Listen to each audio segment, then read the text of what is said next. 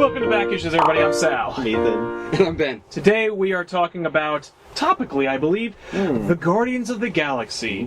But before we get started, I want to talk about some friends of ours that we're really excited about, which also pertain to us personally. So yeah, Ethan, you want to let them know where they can see us live? Yeah, you can see us live at the Garden State Comic Fest on August 23rd at the Morristown Hyatt. We're actually going to be doing a panel at 11 a.m. from 11 to 12. That's right. In the Morris Room. It's in the basement, or the downstairs. Yeah, I think. Yeah, I mean it's honestly in the basement, but I think if we try to put a positive spin on it, It's in the cellar. Or possibly the murder floor. Yes.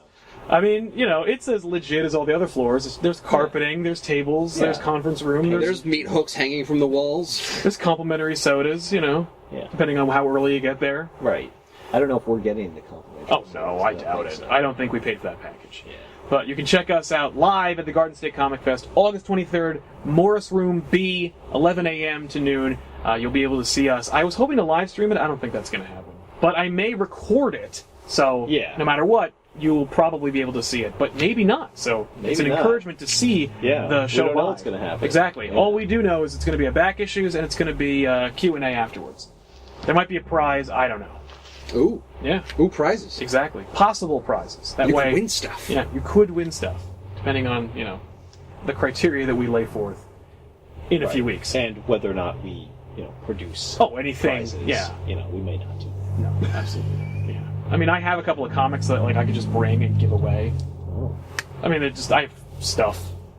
I mean, I got stuff at home. I mean, I got stuff too. Yeah, we can just bring some stuff. Yeah, one of them might even be a crap. t-shirt. Yeah. I have an old microwave I don't want anymore. We can all sign it. Yeah. Does it work? Yeah. Oh, there you go. It's actually in pretty good condition. I think that I was going to donate it. we have a panel. Yeah. I've got a t-shirt, a black t-shirt with the Joker on it. Oh my God! Tell Ethan and everyone at home about this shirt you got, because it sounds cool, but the more that Ben will describe it to you, the more lame and stupid it will appear. So I subscribed to Loot Crate, and I got this July's box, which is titled Villains. So with it came a t-shirt, and on the front of the t-shirt was Loki. Only it wasn't Loki. It was the Joker, in Loki's armor, with the horns and a staff sitting on his throne, and his armor was all purple, and on top of the staff was like the jester head. And in the background where it would have said Loki, it said Jokey, with all these ha's everywhere, and the text was all in like bad crayon writing, as if it was like the lipstick that he uses. Yeah. And his face didn't look very good. And I was just like, I don't like you. That's dumb. I'm That not going to wear you. sounds like a prize at the back issues panel. Win No. this bad t-shirt. If we have shirts, they're going to be way better than that. Yes, Our that's shirts the are gonna benchmark be- for lame. That's Jokey. the door prize. That's like, hey, you're the fifth person to come see our panel. Yes. Here's a t-shirt. And I should mention, by the time this episode airs, so confident am I that I will say this on air, we should have our 1,000th subscriber.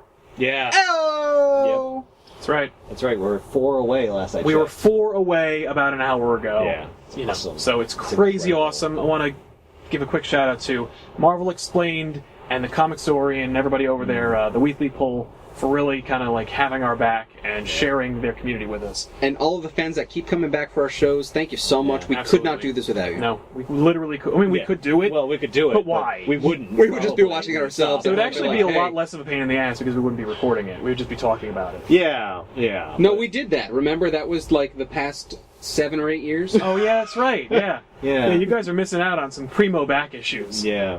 The way back issues. Anyway, I guess we should get started. But before that, another prelude, I want to give a quick shout out to Steve Conti of Funny Books Comics and Stuff in Lake Hiawatha, New Jersey, where we are located, where we film as often as we can, for donating for the episode, not for us, the first appearance of the Guardians of the Galaxy. Now, one of the things you may notice, and I'll try to toss up something for you guys at home, is that these guys look nothing like those guys. Yeah, I don't, and you know what's funny? I had an opportunity to look them up. I didn't, and I have no freaking idea what their names are. Any of them are, Yeah. what they do. But you know what? It was actually one of them is clearly an Indian with a bow and arrow. right. One of them is a fat guy in a suit. Uh-huh. One of them is a crystalline man of some sort, and the other one is purple. Yes. And the purple guy has two little red balls floating above his head. Yeah. I never noticed that. Neither did I. Interesting. That, I think, is a great way to kick off our Guardians of the Galaxy coverage because, for the most part, nobody knows who the hell these people are. And I think that was brilliant planning by Marvel. Yeah. Because the fact was, the Guardians of the Galaxy series that we're talking about is the Bendis and McNiven run of Guardians of the Galaxy. It's currently running right now. It's coming out monthly, and I think about, 2 paragraphs worth of story has occurred in over 40 issues of this story. Jeez. So, damn. But I think it's a brilliant move by them because, some people were asking me, why do they pick Guardians of the Galaxy? They had the mainstay Avengers, then they had Avengers, and then they had an opportunity to do literally anybody they wanted. They could do Moon Knight, they could do Daredevil. This is before they were doing the Daredevil Netflix TV series. They could do anything they wanted. They could even Marvel Cinema. Cinematic, yes. Yeah. Why would Marvel push Guardians of the Galaxy? And I think the reason for that is, number one, Marvel doesn't really own a lot of the cosmic galaxy stuff. They have a lot of Marvel Cosmic, don't get me wrong, but they don't have Galactus. Right. They don't have the Silver Surfer. Nope. They don't have Skrulls.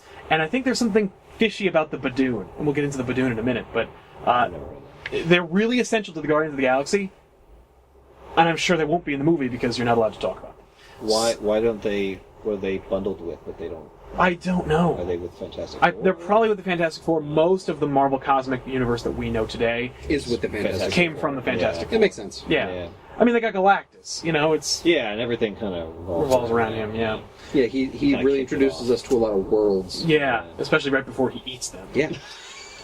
So, anyway, my thought was, and I don't know if this is true or not, but I think Marvel was thinking, let's try this franchise, this whole franchise, rather than do a Groot movie or a Drax movie and then build it up. You can't, Let's they weren't even separate. Oh, at no. all, right? Oh, There is no way to do a Groot movie.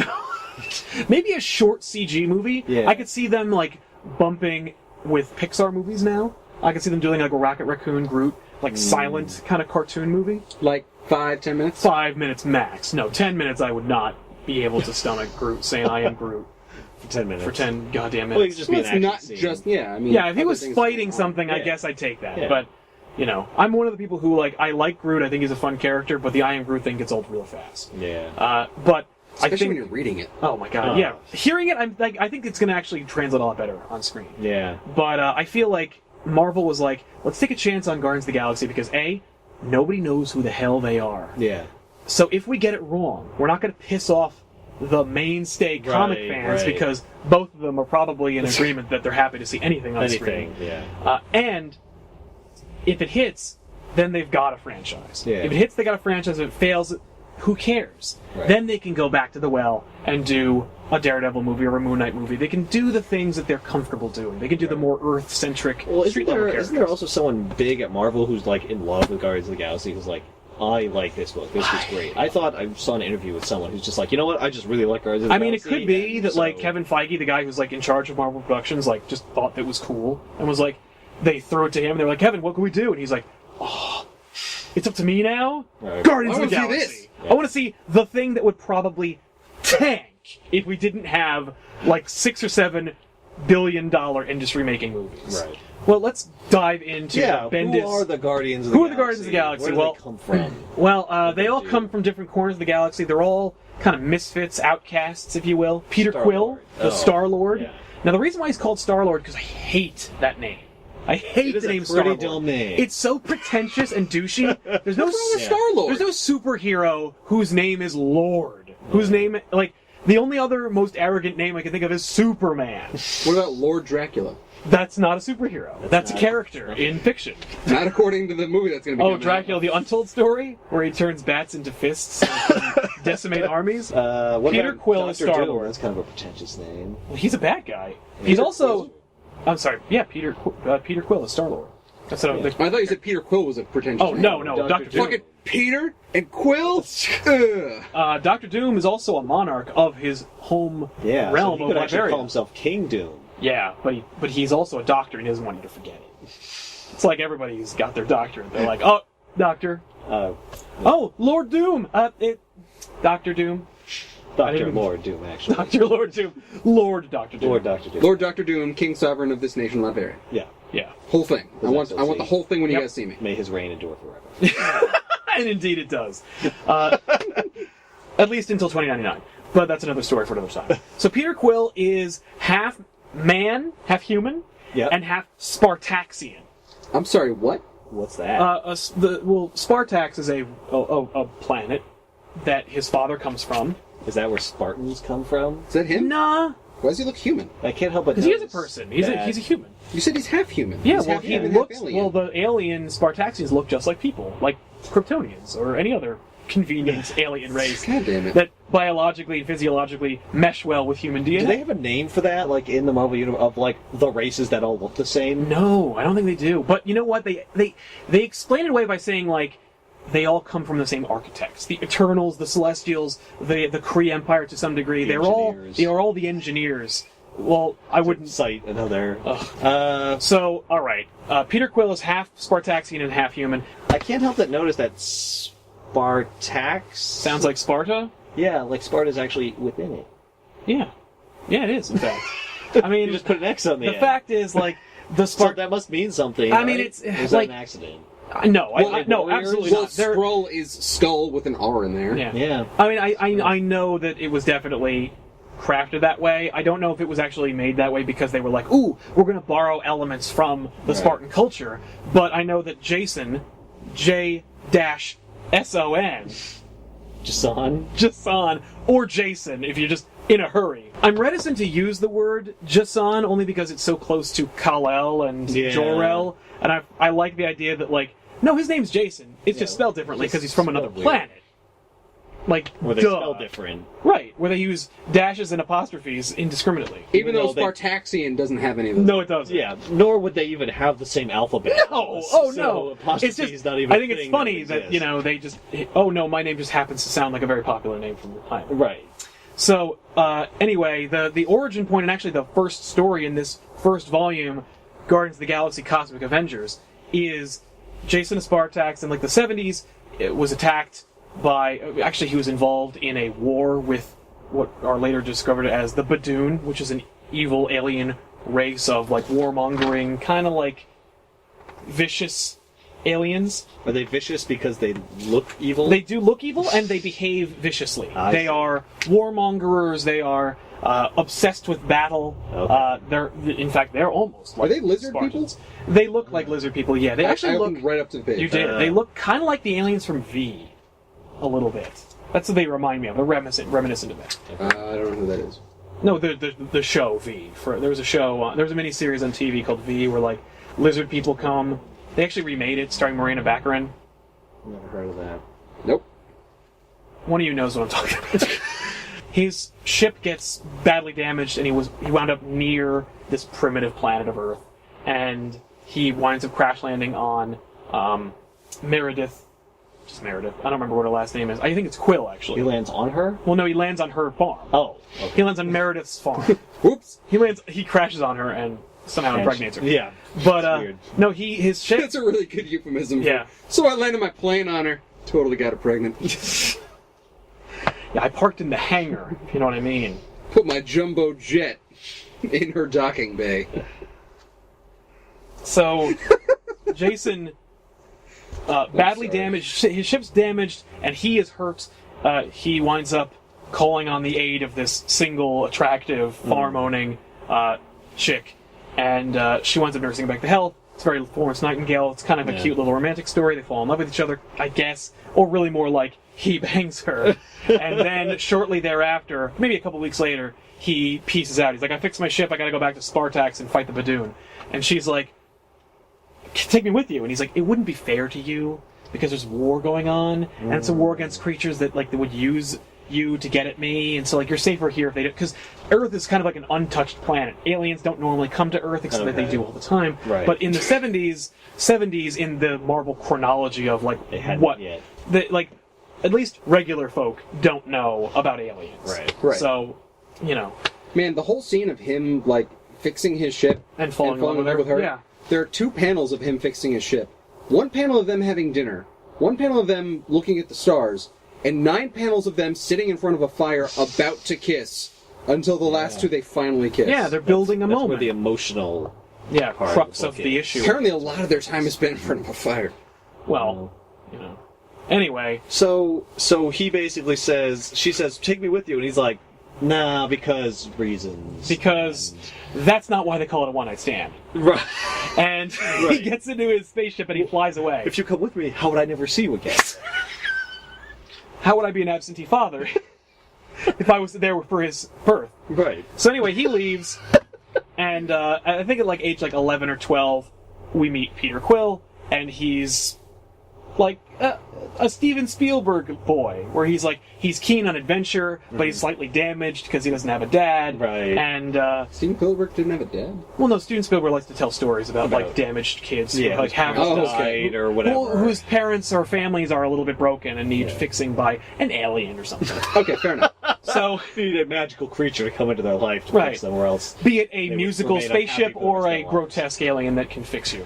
Around that time, we learn that like Peter Quill is like a hero, like, or the beginning of a hero. He defends the defenseless. He has no patience for liars. And then he comes home, and the Badoon show up because they're like, the last of the Spartax bloodline must be destroyed. Oh. They kill Meredith right off the bat. They blow up his house, and they think they killed his illegitimate son. Right. And then they peace out, but they didn't. And Peter Quill winds up inheriting. He finds the element gun, which is a heirloom of Spartaxian royalty. And the element gun is what Star-Lord uses in his adventures as a Guardian of the Galaxy. The element gun, does not use like aluminum or like I was potassium. gonna say, does that like fuse atoms? Right. No. Oh. It shoots lightning or wind or water. Like, it can use the elements from like Captain Planet at his disposal. Is Heart in there? No, thankfully. Good. Control It's animals way with the cooler. gun? Yeah. No. Look, I can sense what you're feeling with Heart. I'm gonna make you love me, too. By It's a love shooting you gun. with it's a I'll love. shoot you with my love gun. And then I'm going to shoot you with my love gun. And I'm gonna put my gun in your holster. What? Is What it is with going your- on today? with your- Hey, we were You making remember that joke euphemism. We before. were. He's bringing it back. Let's bring it From back. 2 minutes ago. Yeah. So, So- Hey, remember that time we were joking about sex? so how does he meet up with all these other creatures and He makes friends with them when he winds up going into the galaxy, and this is explained well before Bendis gets a hold of the Guardians of the Galaxy. Okay. So he only like retells the origin. Exactly, for our benefit as new readers. Right. And then he skips a bunch of years. Skips a Like whole several bunch of years later. No, like 10 years ago, Dan Abnett and a bunch of other awesome creators made like the definitive story of the Guardians of the Galaxy, which features this team, Okay. but much more cosmic, much less approachable, fewer ride-along characters, a lot of fun stuff. There's like there's a Russian dog that the cosmonauts use to like experiment with space travel, and what's his name? Cosmo. Cosmo. He came up in the live. that's right. the live- Cosmo was brought up in yeah, our a lot live of people ask coverage. questions about Cosmo. Yeah, look, I don't have all the answers, and he doesn't appear in this freaking book. By the way, Drax and Gamora, while both green, are not related in any way. They just happen to both be green. Yes. A lot of aliens I've noticed in comics are green. Yes. Greenish. Green's just The a lizard good, creatures attractive are green. color. Is Yeah. Martian Manhunter also green? He is. Like what? What is it about green? I think it's a holdover from science fiction, like fantasy, Little where it's green like men. Aliens are little green, men, sorry. yeah. Martians are green. You know, it's Yeah. just a holdover. I mean, and it looks great and it pops on the page. So that's the team, and then this weird-looking guy on the front is Iron Man in his spacefaring It's not armor. Iron Man. I thought that was just Star-Lord. Yeah, no, that's Iron Man. This can't be Iron Man because this guy looks totally gay. Yeah, I know. That's how you differentiate. That's why. You mean with all his flares and little accents? And like a why, sun in like his the sun chest? chest. Yeah, And the reason why Iron Man is on the cover and why he's in the first couple of issues is because we need a character to go, what's with all this crazy stuff? A talking raccoon? What? Yeah, So about that talking raccoon. Oh yeah, Rocket. It's been established that like Rocket, like when he first was created, he was just like a race of beings that look like raccoons. Okay. But then it was established that like maybe Rocket was actually like experimented on and made. So maybe there is no race of raccoons. No, maybe it's just he's a raccoon. That, like, the Kree stole. You know what? We never see another one. No. And that's actually a plot point for Rocket. Like, Rocket is lonely. Oh. There is no one else like him. Oh. And so he's either like the last of his race, or he's the only one of his race. Only, like the only sentient raccoon that can strategize and operate weaponry. He also has bionic implants that allow him to, like, where move did he like a come person. from? I mean, was he Did like he just taken appear from one Earth? day? He's like, "Hi, I'm Rocket." Oh, well, no, like, he was originally in, like, a Hulk book in, like, the 70s, and it was a joke issue, kind of, where, like, the writer was, like, he lived in, like, in the Rocky Mountain galaxy, and they had to, like, go look for this tome called Gideon's Bible, and there lived a young boy named Rocket Raccoon, who, like, it was just the fucking Beatles song. Okay. And it was... So was he like the Rocky cat? Raccoon? No, the song Rocky Raccoon is just the inspiration for Rocket Raccoon. They just called him Rocket so that they didn't get sued by the Beatles. When Dan Abnett took over the Guardians of the Galaxy, he brought in Rocket Raccoon. People like Rocket Raccoon. They think he's a fun character. And every once in a while, Rocket will appear. He had his own solo series in, like, the 80s. The time when people really dug Rocket was when Dan Abnett took over the Guardians of the Galaxy in, like, the 2000s. And, like, Rocket was sassy and smart alecky and he was a brilliant strategist and he could operate guns and he liked carrying guns that were bigger than him and he was kind of he's fiercely loyal and really intelligent. Yeah. Okay. Is he kind of like a Wolverine-like character? You mean like Wolverine? Yeah, like in his attitude? No. No? He's actually a little bit more abrasive than Wolverine. Oh, wow. He's really loyal to his team. Like, he is Groot's best friend. Okay. Whenever Groot gets in trouble, he's always like, "We gotta go get Groot!" And they're always like, "It's okay." He's like, "No, Groot's in trouble!" And he always grabs, like, a splinter and he puts it in his pocket and then he plants the splinter and Groot grows. Tony Stark's the ride-along character, and basically Stark, like, goes on a quick adventure with the Guardians, and the Guardians' adventure in the first arc, and kind of carried over throughout the rest of the series, is Jason of Spartax, Peter Quill's dad, is a warmonger and kind of a despot. Like, he would like to be in charge of the whole galaxy. I'm guessing he didn't tell Meredith that? Yeah. Nah. And he might not have been that way until later. Oh, interesting. But we never really get much backstory on Jason of Spartax as to why he's such a dick. Yeah. But we do know that Peter Quill has no patience for his dad. Like, he has no tolerance for liars and despots and people who would abuse their subjects or anyone weaker than them. So he has no patience for his dad. But he also is the Star-Lord, and he is, by birthright, the Prince of Spartax. Eventually, he must take over as the ruler of Spartax, which Peter Quill has no interest in because he's also a person, like a human being. So he's like, no. Yeah. Why just because he's also an American, so he's kind of like, do I like? Works. No, you don't have to. Just no. That idea is kind of arcane. Yeah. How about they pick their own leader? Right. And Jason Spartax is like, ooh! How come Jason of Spartax? Yeah. In the beginning has blonde hair, and later on hair? He has brown hair. Maybe the Spartaxians change hair color later in life, like babies. What if this actually isn't his dad? Oh, that'd be cool. Except he has intimate knowledge about Peter Quill and his goings-on, so... I mean, it could just be someone... What if it was someone who was trying to usurp the throne? Yeah. And is like, look, the only way that I can actually be king is if I make you believe that I'm your dad, because you're the Star-Lord, you are the Star-Lord, you've got the gun, but I'm your dad, so I'm the king. That could be. Because he also, like, throws Peter Quill in jail a lot, because he's always, like, sick of Peter, like, running around being a Guardian of the Galaxy.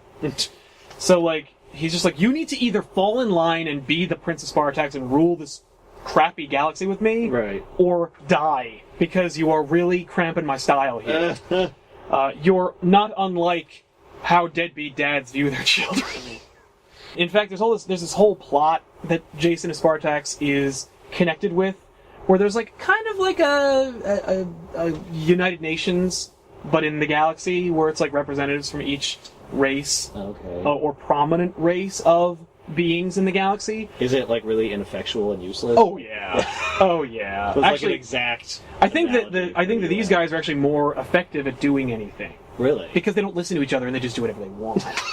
Which is not unlike the UN today. Right. Interesting. Jason is like sick of the Earth, and understandably so, because on Earth we have all these superheroes who go back in time and fuck things up for everything.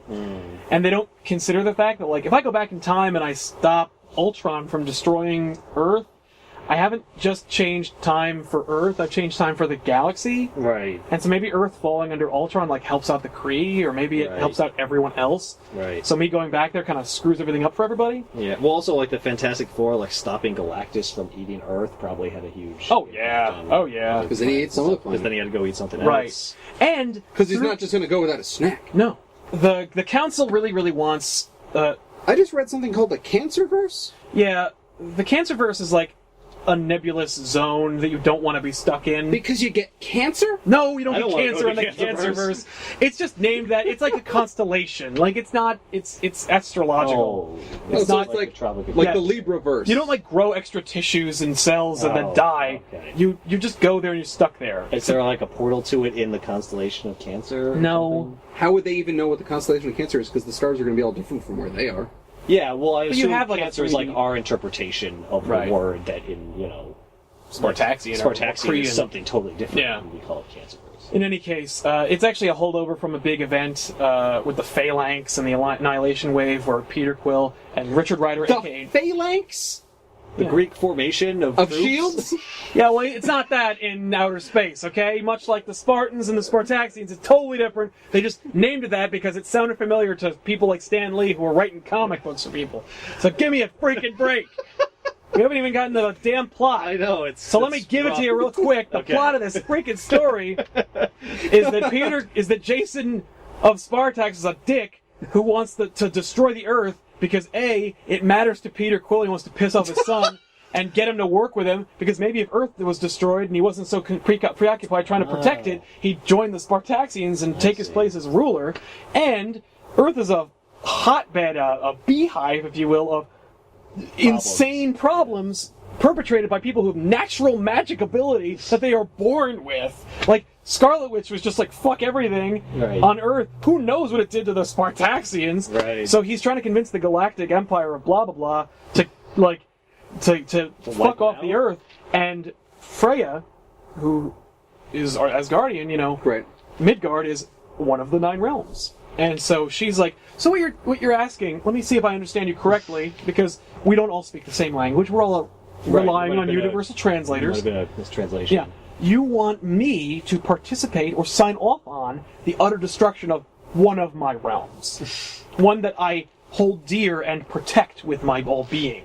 As the All-Mother, I actually would lose a part of myself if I were to destroy it. And he's like, no. And she's like, but what if I were to want something in return? And he's like, well, what would you be interested in? And she's like, that's what I thought. If you attack the Earth, all of my 9 realms will come and spank you. So she leaves, and then Doesn't she mean all of her 10 realms? oh, check out Off the Rack for more. So he can't destroy the Earth. Can't destroy the Earth. Freya won't let him. And what he says is, you know what, that's right. That's a good point, everybody. Like, wink, wink. Let's in fact tell the whole galaxy that Earth will not be addressed by or dealt with by any of us. As if to say, the Earth is defenseless from attack, because we're not allowed to go near it. Right. But So- he was like, But no one will touch it. But nobody touch it, It's everybody. off limits, Yep. everybody. Yeah. In fact, Because let's make that a Freya rule. doesn't want Earth Yeah. to be involved in this. Yeah. So, So no one get involved. So no one Yep. can get involved at all. yeah. So the Badoon come and attack Earth. The Guardians of the Galaxy show up to protect them. The communication for the planet, like all communications have been knocked out, so the Guardians can't call the Avengers. The Avengers don't even know shit's going on in London. All the satellites are It's out? convenient. Yeah, they're not out, they're just blocked. And Use a dampening Yeah. field. so they think that the Badoon have done it, but once they defeat the Badoon handedly, they find that the communications are still blocked. And then Spartaxian law enforcement show up, and they're like, you're all under arrest for violating the rule that you're not allowed to go near the Earth. Which is, like, convenient. Oh, you just happen to be Yep. coming by Right at this moment. right when the Badoon were already defeated. You And- would have stopped and- them, too. Oh, if you were yeah. here. Oh, And we absolutely funny, would have. communications are still blocked. Yeah. The Guardians get arrested. They escape thanks to Groot, because Groot was destroyed in a fight with the Badoon, he was a splinter. Yeah. Rocket put him in a pot, and so he had some time to grow. I see. So he was the only one who wasn't captured by Spartaxians. Okay, so he comes back and busts him out. Yep. And then the Guardians are freed.